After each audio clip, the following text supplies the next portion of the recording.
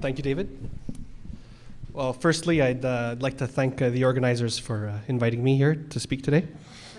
And, it's an honor. So, as David said, we have a new application called Myeloma Monitor. This is something that some of you might be familiar with in the sense of the old version, the Myeloma Manager, which was developed a long time ago and really only worked on PC. Well, Myeloma Monitor works on smartphones, whether it's Apple, iPhone, or Android. It works on iPads, it works on Android tablets, it works on PC, it works on Mac PCs or laptops. So really, you can use it on different devices. So I'll tell you a little bit about it. So this is, first I'll start with some slides and I'll give you a live demo of the application. So this is Myeloma Monitor. After you create your username with your password, that's the way you secure the information that you're going to be putting into the application. The information that you put into the application stays on the computer or the device that you're using it in. Therefore, it's not shared with anybody. It stays on your device. It's as private as can be. So you go. Once you create your username and password, you put in your username and password, and you get into the app. So before I show you the app, I'm just going to show you what it does. So you have a section up here, Profile, which you could put in any personal information you would like, and I'll show you that a bit later.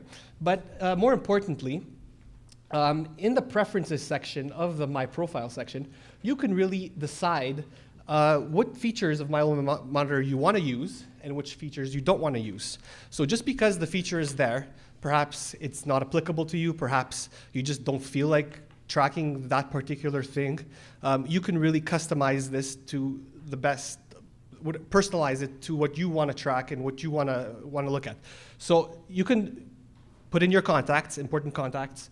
You can put in prescriptions or medications or supplements. You can put in lab results and graph them. You can, in a calendar, have your appointments. You can track quality of life features such as fatigue. You can do it on a daily basis. You can do it more than one entry per day. You could track areas of pain. And so with that, I'll show you a little demo.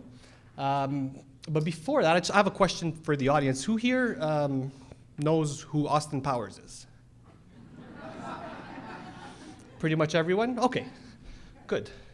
So the one thing that the movie doesn't tell you is that Austin Powers is a myeloma patient. So let me see if I can maximize this here so that we can see it better. Okay. So Austin Powers, please don't email him. So essentially, you see what the idea is. You can create a profile for yourself. You could put any information you want.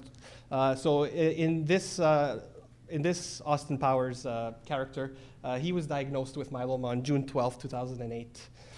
Dr. Evil is his diagnosing physician, and he put in his provincial health card insurance number, hospital card number, contact number, and insurance information.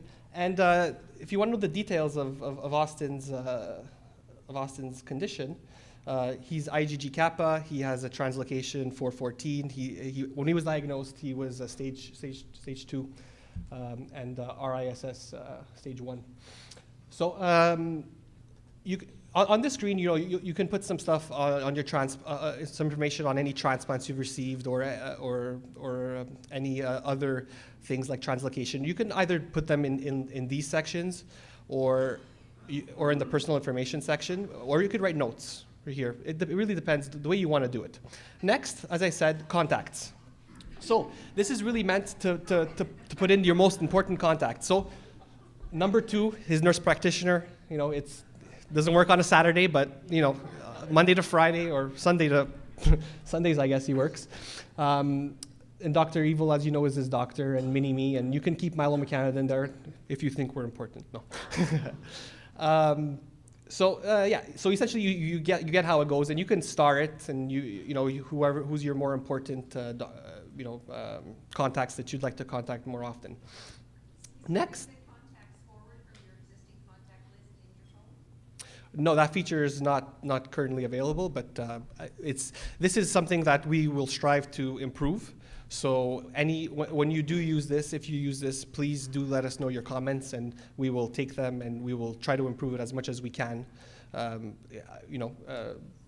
Essentially, we want to make this as easy for you guys. So. Next, medication. So you can put in your medications. And just by clicking you don't see it on the screen here, but there's a little plus sign, and you can add medications.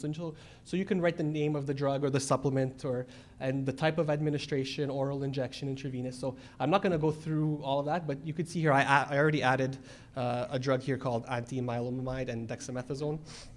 And you can choose, from your list of contacts who the prescribing physician is. So if you have whoever you've inputted into your contacts, you can link to the actual prescription or the drug.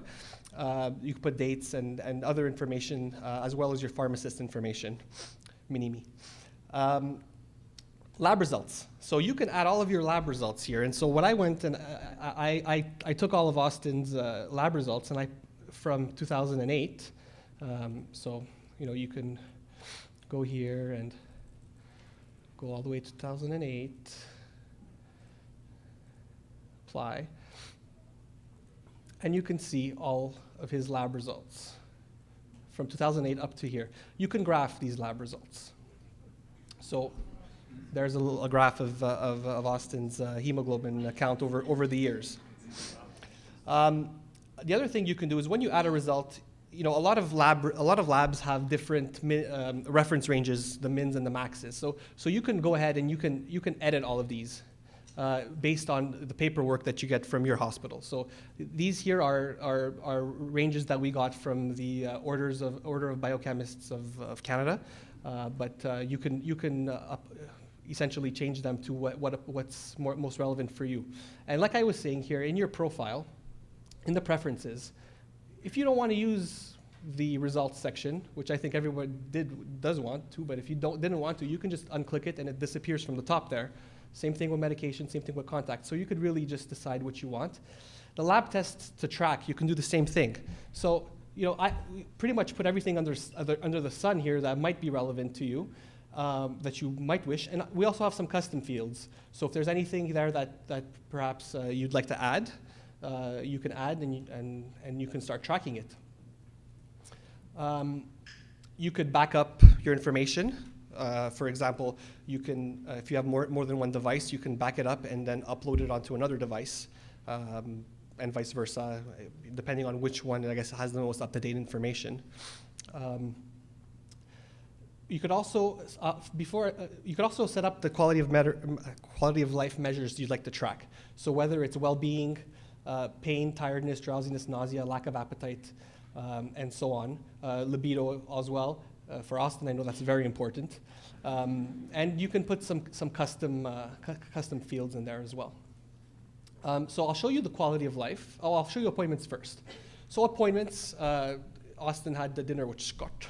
And he bought a poutine, and you can use it as a calendar. You can put whatever you want. You can, essentially it's a calendar, right? So if you have your own calendar and you don't want to use this calendar, you just turn it off in the settings, and that's it. So you could add. You can't see the bottom of the screen here for some reason, but you can add a milestone, a new task, or an appointment. So a milestone, for example. When Austin was 10 years diagnosed, he put it into his calendar, so it's a reminder of the date he was diagnosed and how far he's gone. Quality of life. So yesterday, Austin input some quality of life measure at 10 a.m. Got 7 hours of sleep. This is how much he weighed. Like I said, you don't have to use these, but you can use these. Blood pressure, temperature. He was doing pretty well. not too bad. These scales are actually even color coded, so it goes from least amount of symptoms to the worst possible amount of symptoms. He had a really good libido, so he was very happy. Here you could also track good things. A lot of these here are a little negative, like nausea and pain and tiredness. But at the bottom, on a daily basis, you can say stuff that you can write. Today was a good day because, and it saves here, so you can go back. But you can go back to the days. I don't have anything else for the other days in there, but you can go back and see what happened that day, and maybe look at trends, of why perhaps you felt a certain way and stuff like that. And so, like I said, also you can add more than one time point. So if I wanted to add a time point right now at 3:15, I would create it, and I would go ahead and I would just, go through it, and that's it. And you can add as many as you want. Austin also tracked his pain. So he had a really bad migraine and a rash. So how many times do you get a rash or something, and by the time you go see your doctor, it's not there anymore? So this app gives you the ability to take a picture. So you can, with your smartphone or whatever it is, if you have a rash, you can take a picture, and you can look at it over here by scrolling the dates. You can look at it over 3-4 days, or you can bring it to your doctor and say, this is how the rash progressed, and now it's gone. But I took this medication on this day, and then I got a rash, and maybe it's related, and try to have a discussion with your doctor. So it's really meant to be a tool to help you. I think that's it. Then we have the dashboard. So here, it's when you open up the app, this is the first thing you see. So any upcoming appointments will be listed here. You can choose any of the tests that you've inputted into the results section and track them. So if you want, when you open up the app, if you want to see the hemoglobin count, that's what you see. If you want to see the M protein, that's what you see. Here, quality of life, you see it says red. It's because today I didn't make any entries for quality of life. So once I were to make some entries, this would turn to yellow and to green to tell me that, okay, I've done something. Today at a glance, 1 appointment. Okay, so it's not really an appointment there, but yeah, you know what I mean. You can also add questions for your doctor. So if you click here, you can add questions, and you can either activate or inactivate them.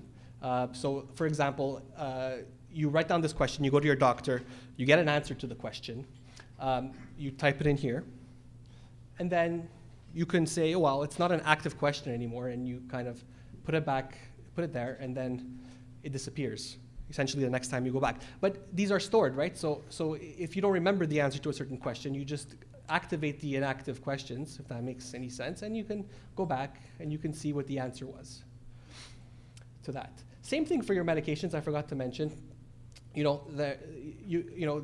Obviously the drugs you're on or the supplements you're on will change over the years. So you can activate or inactivate them as you see fit, and it's stored in the back end. So by using this little toggle, you can see the other drugs that historically you've been on. And yeah, I think that's it for. Sorry? Oh yeah, and finally the patient report right here. So by clicking on this, it'll generate a PDF which will give you information on your quality of life measures. So you can print that out and bring it to your doctor. And so I can't show you right now on this, but essentially it's a chart with dates and with numbers 1 to 10 that the doctor can look at and kind of analyze it with you and have a discussion to help you have that discussion with your doctor. And your milestones are over here. So Austin ran a half marathon in February. It was a little cold, but he did so anyways, and that was his anniversary right there. We'll just wait for the microphones, yeah.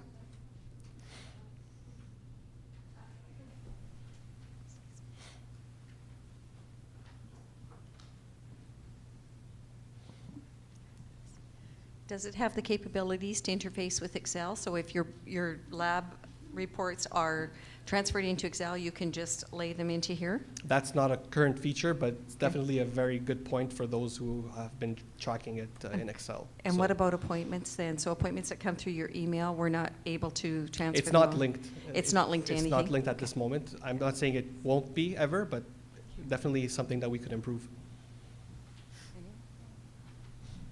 There's a question.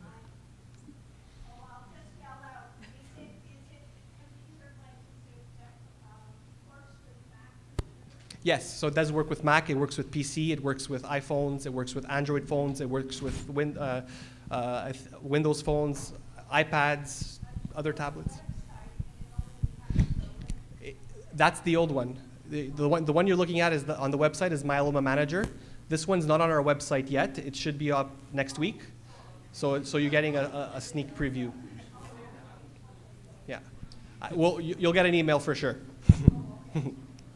Gabriele, I wonder if, in the interest of time, if we could take some questions afterwards?